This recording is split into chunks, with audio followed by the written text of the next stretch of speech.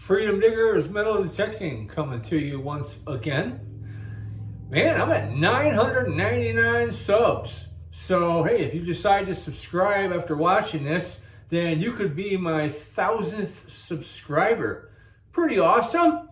I'm not looking for getting to any kind of crazy numbers. Just want to put out some good information to you that might help you out. And I'm going to do that again right now.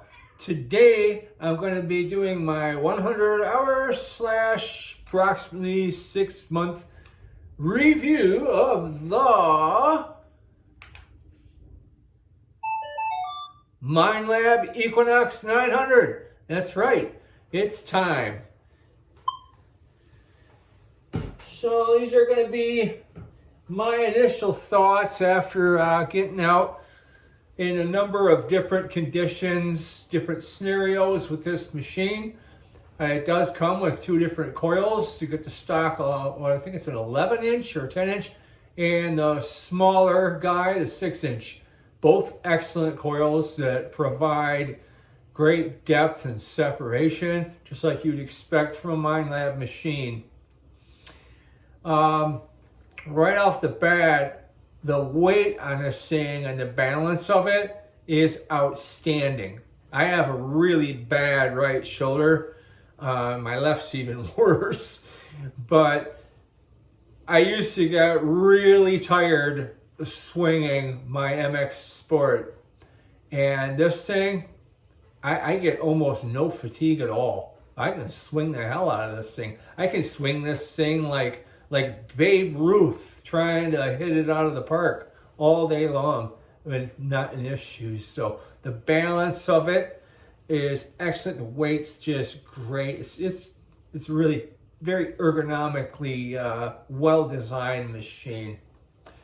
It's also not real difficult to customize.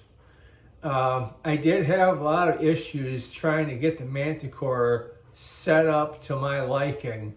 I might have jumped into trying to do that a little bit early. I did do a factory reset on it, but it was hard. There was like multiple steps and rabbit holes you had to go down. Not the case with the 900. It's pretty straightforward to tweak it to how you want. I have mine set up with all-terrain general, 5 tones. It works good. I got different pitches for each segment of the VDI, which I really like a lot. It's not hard to set up. This thing, I'll tell you what, if there's a nickel under your coil, you're gonna know it's a nickel. You're not gonna be saying to yourself, well, you know, this might be a pull tab or piece of foil. I'm not gonna say every time that I get something I think is a nickel, it is a nickel, but I'm going to say with all accuracy that it's like 90+% of the time. If I see something between a VDI of 25 and 28 and it repeats well and I hit pinpoint and the VDI stays in that same range, it's a nickel. I haven't found any really old nickels with it yet. No Buffaloes or V-nickels, but I know that as soon as I get on a site that's old enough to have them, I'm going to dig them. So, love it for that. I've dug a lot of nickels with it. More than I think I dug with any of my other 2 machines that I had before it. So, battery life. A lot of people are concerned about battery life on these rechargeable machines. That was one of the reasons why I probably held off longer than most people on getting a rechargeable machine. This thing, it holds battery long time. I usually go out for 3, 4, 5 on the long side hours at a shot. And I can get easily 3-4 hunts out of this battery. I don't let it get real low, but it charges up fast. And I've noticed that The times I have forgotten to put it on the charger and I've gone to hunt with it like in another week, there's still plenty of juice. So good job on that one, Minelab. The depth is impressive. I'm going to say that. I've hit dimes at 10, 11 inches. I've hit some wheat pennies, same range, 10, 11 inches. It's a deep one. The only complaint I have, though, about depth-wise is that targets that are deeper are quieter. I never could understand why a metal detector is set up that way. If you're not a headphone wearer like me, that really puts you at a disadvantage, having deeper targets be quieter than shallow ones. If anything, I'd like to have it set up the reverse so that the shallow stuff shuts up and the deeper stuff's loud, right? Makes a lot more sense. Minelab, how about an update where I can do that? Or if any of you out there know how I can set it up so that the deeper targets are at least the same volume as the shallow ones, drop a comment and let me know. I'd really appreciate it. It does exaggerate the depth a little bit. Hey, which is kind of cool, right? Saves you from having to do it when you get on a group and talk about your finds. No, seriously, you don't want to do that. Everybody does it to some extent, though. But when you hit pinpoint and you look at the target depth arrows, a lot of times it'll tell you something super deep, and it really isn't that deep. Sometimes it's relative to the size of the target, which I get. My MX Sport did that too. But sometimes it really makes no sense to me why it reported something as being deep.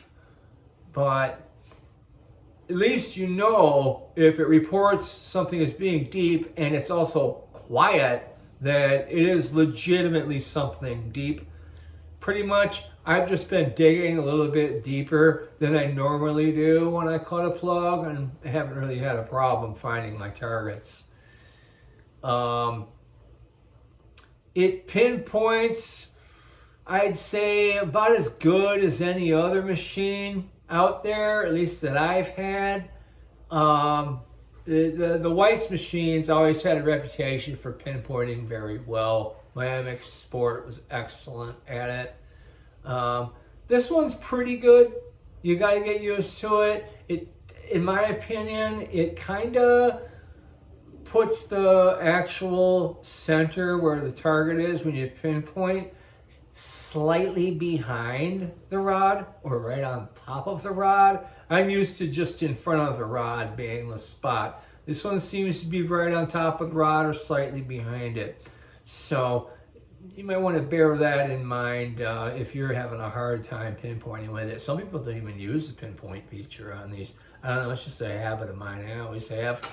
I like it because, like I mentioned earlier, this machine gives you, it kind of narrows down the target VDI a little bit better when you hit that pinpoint button, which I like.